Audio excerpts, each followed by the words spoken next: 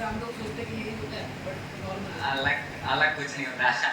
After screening first जो screen out हैं वो तो बाहर जाते हैं, जो बचते हैं उनके लिए फर्स्ट 6 o'clock 6 बजे सुबह से एग्जाम, मतलब वो आपका टेस्टिंग शुरू होता है 10 11 12 बजे तक। सो वो पीरियड आप बस इंजॉय करो। एग्जाम्स के जैसे एग्जामिनेशन हॉल है, आप टीएटी स्क्रीनिंग साइक टेस्ट देने आए हो, चारों टेस्ट हो गए आपके, आपने चारों टेस्ट दिया, आपका अच्छा नहीं गया। पहला आपने दिया, फिर ब्रेक मिलता है, पहला दिया अच्छा नहीं गया, एग्जाम सेंटर में अंदर आप हॉल में आप सीरियस रहो, बाहर में फिर बात करो अगल बगल में। बहुत थे वहाँ मेरे साथ एसएसबी में जो बाहर जाके रोते थे, यार वर्ड अच्छा नहीं गया, यार ऐसा गया। हम लोग थे, हम 3 साथ में थे एक स्कूल के, हम आपस में बात करते थे, अगल बगल में और भी मिलिट्री स्कूल वाले, सैनिक स्कूल वाले या नॉर्मल स्कूल के भी साथ थे, हम लोग उनसे भी बात करते थे। कुछ थे जो बात करते थे, कुछ अकल कोने में जाकर बैठ कर रोते थे। फिर नेक्स्ट एग्जाम, नेक्स्ट टीएटी होने वाला है, तो आप फोकस्ड रहो, अंदर आओ एग्जाम हॉल में फोकस्ड रहो, फिर बाहर जाओ, फिर एंजॉय 12 बजे बाद फिर फ्री टाइम में पूरा एंजॉय करो। बहुत थे जो प्रिपेयर करते थे वहाँ एसएसबी में जाके, प्रिपेयर करने के लिए 3 महीना पहले मिल चुका था, वहाँ नहीं प्रिपेयर किया उन्होंने, वहाँ जाकर पता क्या पढ़ते थे, वो जाकर वहाँ भी प्रिपेयर करते थे 12 बजे के बाद 1 बजे के बाद, रात में जाकर फिर वो पढ़ते थे। अगले दिन जीटीओ टास्क रहता था, टास्क में आप फोकस रहो, फिर बाहर आओ, आप नॉर्मल एंजॉय। ऐसा अलग कुछ नहीं है। दो कीवर्ड है जो मेरे लिए बहुत हेल्प किया, पहला कॉन्फिडेंस और दूसरा सेल्फ बिलीव। कॉन्फिडेंस रहना चाहिए, क्लियर हो जाएगा। 395 seats are there, one is for you. Competition सोचना नहीं, 0.1% is selection ratio, but it doesn't matter, there is one seat for you. आप पूरा 395 0.1% सिलेक्शन क्यों देखते हो, आप अपना सिलेक्शन देखो, बात खत्म। सो ये ऑब्वियस है। और दूसरा सेल्फ बिलीव, अंदर से खुद बिलीव रहना चाहिए। कॉन्फिडेंस डिपेंड्स वेरी इज इलेक्ट्रेट है, जीडी है, वहाँ तुम्हारा कॉन्फिडेंस बूस्ट अप होता है, और उस कॉन्फिडेंस बाकी सब देखते हैं तो वो गजब का कॉन्फिडेंस है। सामने ऑफिसर्स है फिर भी बोलता रहता है इलेक्ट्रेट में, जीडी में, तो वो कॉन्फिडेंस दिखता है उनको। बाकी वाले भी तुमको सपोर्ट करते हैं, फिर जब भी ग्रुप लीडर बनाना हो तुम्हारा नाम नॉमिनेट कर देंगे, तो वो कॉन्फिडेंस दिखता है। और दूसरा सेल्फ बिलीव, अंदर से खुद बिलीव रहना चाहिए। सबकॉन्शियस माइंड होता है ना, कि सबकॉन्शियस माइंड में I am thinking that yes I am going to clear, I am going to clear. So वो सबकॉन्शियस माइंड में जो चलता है that helps a lot. Sometimes we used to think, सुबह उठते थे हम सपने देखते थे, सो रहा था एनडीए में जाएगा स्कूल में, तो ऐसा मेरे साथ नहीं होता था, बहुत किसी के साथ होता था। So that should run into your subconscious mind, पीछे कहीं चलता रहे दिमाग में कि yes I am going to clear, I am going to clear, you will clear. The most important thing is confidence, which I said, that confidence will sell you throughout your testings after your screening process, and you should know to speak English जितना दूसरे वाले को समझ में आ जाए, that's all, easily understandable। अगर आप English बोल रहे हो जो दूसरे वाले को समझ में आ जाता है, that's it, and confidence is the best thing, that's all। any more? Yes, SRTs, these all are trainable, you can practice your SRTs and everything। there are different questions for me, जैसे you are going to a trip, आप hiking के लिए अपने friends के साथ जा रहे हो, आपने वॉलेट नहीं लिया, you took your girlfriend to some dinner nights and you lost your wallet, so what you will do? आप मम्मी का बगल वाले नेबर से, अंकल से झगड़ा चल रहा है, आप क्या करोगे? आप घर पे आए तो आपने देखा, आप क्या करोगे? You have to be there। Obvious है, सुपरमैन तो बन नहीं सकते। एक था कि फॉरेस्ट में आपको दिखा कि बॉम्ब है, it was something like a bomb, it was written, what you will do? You are a tourist there hiking, so forest है तो फॉरेस्ट गार्ड्स होते ही हैं। Someone will say that there was one of my friend who wrote that I have learned to defuse bomb from YouTube, so I defused that।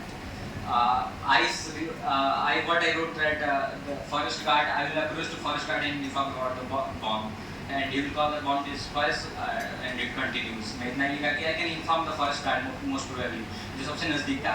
बहुत थे जो खुद bomb diffuse करने चले जाते थे, so it's all different। बाकी सब ट्रेनेबल रहता है SRT में, there is nothing that one cannot change। SRTs and other kind of searching are not same, जो इन्हें मिला वही मिलेगा ऐसा तो It's not like that, and what I think ma'am that SRT what you need is writing speed। सबसे ज़्यादा matter करता है writing speed and response time, WAT इसमें, बिकॉज बहुत सारे ऐसे वर्ड्स आते हैं जब आपको पता है लेकिन आपके दिमाग में रिस्पॉन्स नहीं आ रहा है। Simple words, cow, what you write, you are not thinking, and then the next word comes. So response time आप कितना जल्दी सोचते हो और आपकी राइटिंग स्पीड क्या है, इस पर डिपेंड करता है। और ये केवल एक चीज़ से ठीक हो सकता है, वो प्रैक्टिस। जितना ज़्यादा अगर हम प्रैक्टिस करते हैं उससे वो राइटिंग स्पीड कम हो जाएगा, ज़्यादा तेज हो जाएगा और रिस्पॉन्स टाइम कम हो जाएगा। So it's all psych test, all depends on practice, nothing else। For personal interview में आपसे सबसे ट्रिकी क्वेश्चन क्या पूछा गया था? Personal interview, tricky question. Basically, my personal interviewer was from Sainik School, and I'm also from the Sainik School.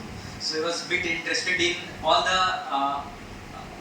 mischievous activities in the absence of teachers. जब teachers नहीं रहते तो तुम लोग इवनिंग में क्या करते हो, रात में क्या करते हो, संडेज को जब टीचर्स नहीं रहते तो क्या करते हो, स्कूल से बाहर भागे हो कि नहीं.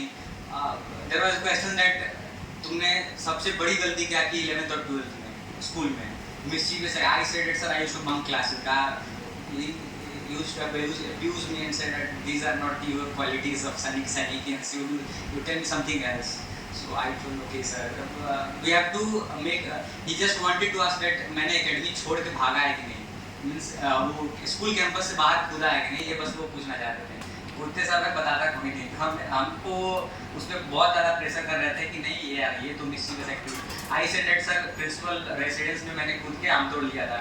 तो इससे ये तो बच्चे करते हैं, कुछ बड़ा बताओ ये क्या करते हो. मैं said no suddenly this nothing more. तो मैंने वही बताया. वो बार बार हिट कर रहे थे कैंपस वगैरह भागे हो कि नहीं बाहर ये बताओ. बस वो उसी बात पे टिके हुए थे. फ़ोन्स तो चलाते हो कि तुम लोग सीनियर्स बताते हो कि फ़ोन चलाते हो, कैंपस बाहर गए हो कि नहीं. So that was the most tricky question for me. आपने अपनी स्कूलिंग साइंस स्कूल से की है, तो फिर आप एसएसबी के लिए गए. मुझे बस इतना पूछना है कि वहाँ कुछ फेवरेटिज्म चलता है? मतलब There is no favoritism. मतलब कुछ भी नहीं. No, nothing. And I would like to answer that question. Why? Because I have this time standing from Sainik School. ये अकेला नहीं था, मेरा पूरा ग्रुप आया था गोपालगंज Sainik School. ये रिकमेंड हुआ इसके साथ में कुछ और भी थे. कई टाइप्स Yes, yes. बट ऐसा नहीं कि पूरा का पूरा बैच हो गया. First second, we also have students from absolute civilian background, from UP board, from regional boards. And there was a student in my group. He was from UP board. He scored in class 12 62% in class 12, but he was recommended. So ये जो आपके दिमाग में है कि सैनिक school का है, विद्यार्थी स्कूल का है, APS का है, वो रिकमेंड होता है. मेहनत रिकमेंड होती है. So only person who has that in him. अगर आपके अंदर वो क्वालिटीज और वो क्वालिटी जैसे इसने क्या कहा डेवलप की जा सकती है. It's doable. ये कर सकता है तो तुम भी कर सकते हो. There are 395 seats. What I think that from Sainik School, military school, RAMCs, SPIs, 80 to 90 cadets जो उसमें रिकमेंड होंगे जो सैनिक स्कूल, मिलिट्री स्कूल, RAMCs के हैं. बाकी सारे सिविलियन स्कूल्स के हैं. तो ऐसा there is no favoritism necessarily. Okay, अभी आगे का डाउट लेते हैं, बट पहले केक कटिंग जरूरी है. केक बेल्ट हो जाएगा. तो आओ रंजन. आई विश जो आज ये केक रिकमेंडेशन इसके लिए कट रहा है, आजकल आप लोग भी कटे. इसके लिए जोर तालियां.